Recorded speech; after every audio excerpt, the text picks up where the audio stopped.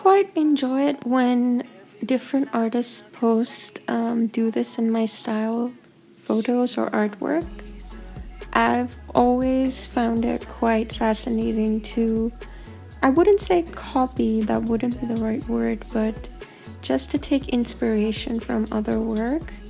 Now, like I'd mentioned in my previous video, my digital art inspiration really came through Sarah Tepe's videos.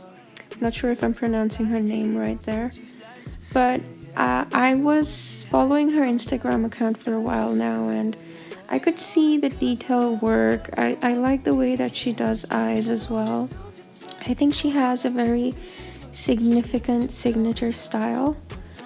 I myself am trying to figure out my own style going into digital art.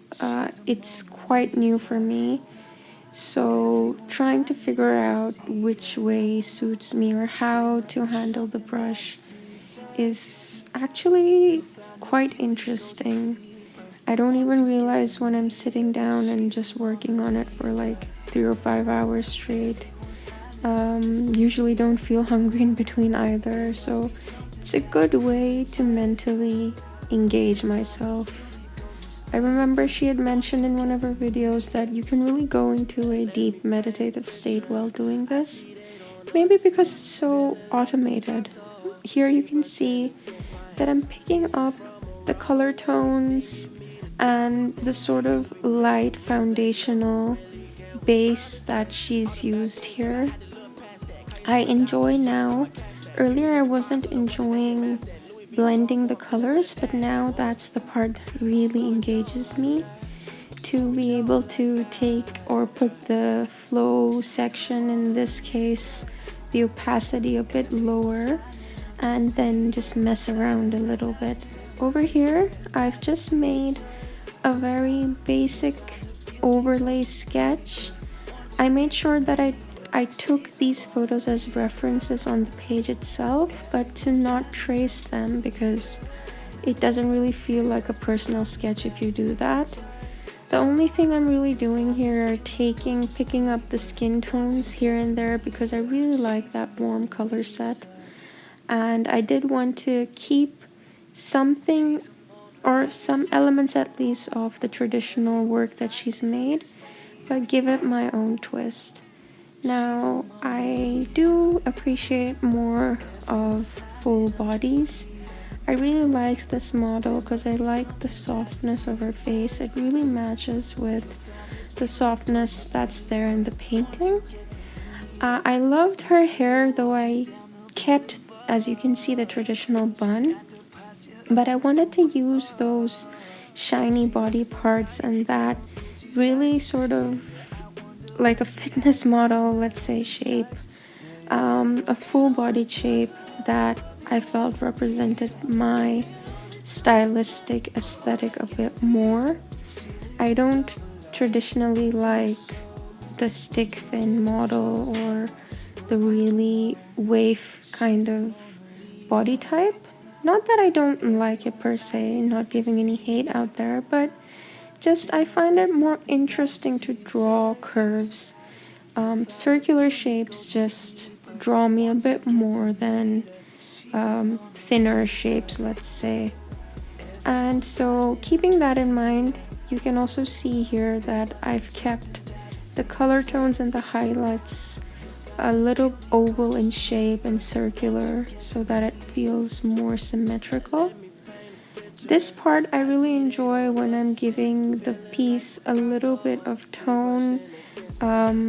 It's similar to how you look at those beauty makeup videos. When I'm drawing faces or painting faces, it seems like I'm actually learning how to apply makeup, and I actually feel that if a makeup artist were to try to paint a face, they would definitely have a upper hand because they know what they're doing. So this teaches me a little bit about that as well.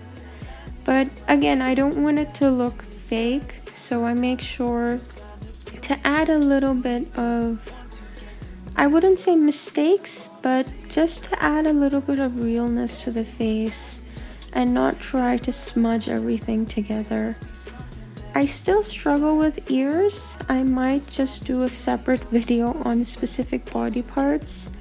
I will definitely do one on eyes because I feel like that's the first thing that draws me, or for that matter, any artist or any art appreciate, like anyone who appreciates art, let's say, it probably draws, the eyes probably draw them in the most.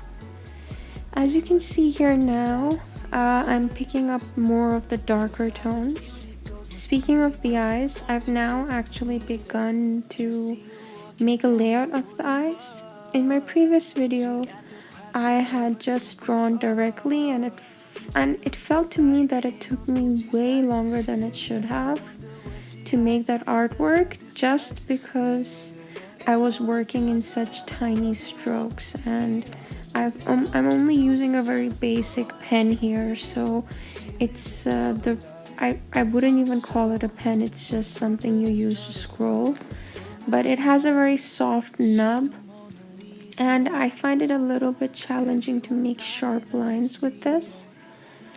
I was watching a video recently where there's a famous finger painter who uses her fingers to paint really large canvases. I'll put a link of some of her work in the description. But I found that work quite fascinating, and I'm trying to make another piece of art with finger painting. I tried one, but I don't think it was really successful. So I'm going to figure out a way to make it work for me. But in that video, I realized if you just expand the work you're doing, then you're able to work on more details. And I know it's basic common sense, but it didn't occur to me in the first digital piece I made. So over here, I made another layer, and I worked in detail on the eye, then reshaped it, resized it, and merged it in the previous layer. And I felt that it really gave me that detailing that I wanted to put into the eye. And this is what I am coming to appreciate about digital art, is that you can really play around with shapes and sizes, which you can't on a piece of paper. If you're working on a small sketchbook, you have to make sure that you're able to bring in that detail in a smaller scale, which in itself is actually teaching you more. I would call this more of a cheat when you are making it bigger and painting it on a bigger scale and making it smaller, but it's worked for me, and I feel like it's not really cheating per se if you take it in the elite art sense, because you've drawn out everything by scratch. You haven't traced anything, you've actually made it yourself, you've just been smart about it. So I actually like that, and I'm going to be using this technique in more of my artwork going further. Now here, I'm just adding a little bit more of the tone and just merging the paint a little bit more. I've started making the lips now as well. I always struggle with lips, I feel. I think it's really hard for me right now to figure out a shape that isn't the traditional crescent shape, and that it doesn't look fake but actually real. What I figured here was to add a few tones of the skin color, merging it within the lip style. If you can see there, I've added a little bit on the corner, and that helps to create that natural look as opposed to just making separate lips and making it seem quite cartoonish, let's say. I feel my style is more realistic in the sense I sometimes go really abstract, but when I feel like it, I'll go really in detail. In this case, so far with digital art, I've enjoyed going into the details. It helps to settle my mind as well, and it makes me feel somehow that I'm doing work that I'm enjoying. Going further, I probably might be taking the painting part onto traditional paint, just to mix it up a little bit and see how that works. I've seen several artists do it, and I think it would be good to at least try.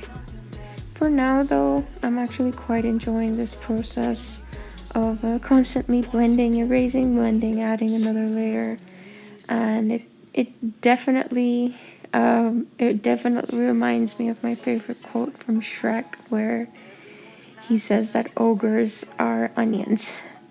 And I feel that psychologically speaking, we're all onions. So it's interesting to see how that shapes into the artwork, where you have to make an onion.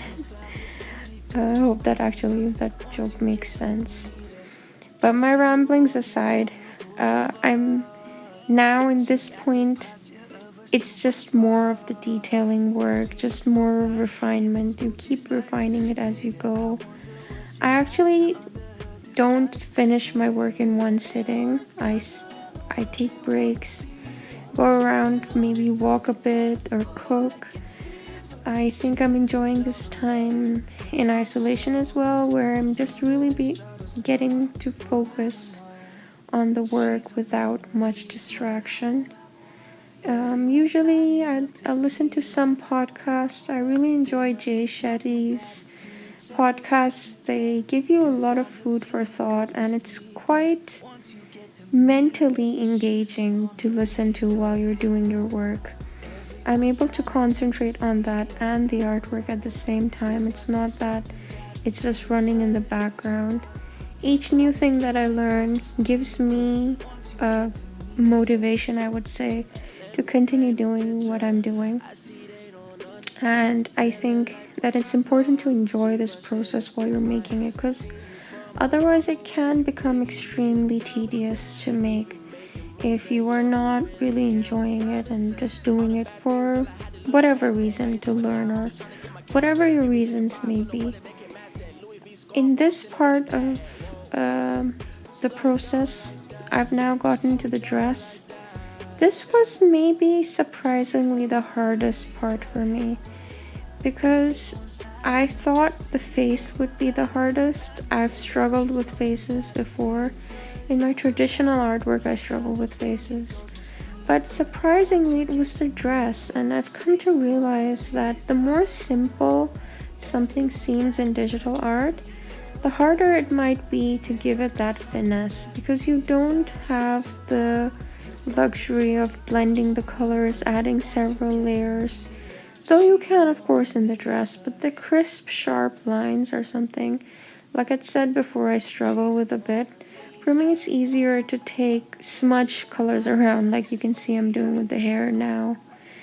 I enjoy smudging colors together and making something out of nothing. With sharp lines and clear, I would say, clear toning, it's a little bit harder. Psychologically speaking, I would say logically speaking, it shouldn't.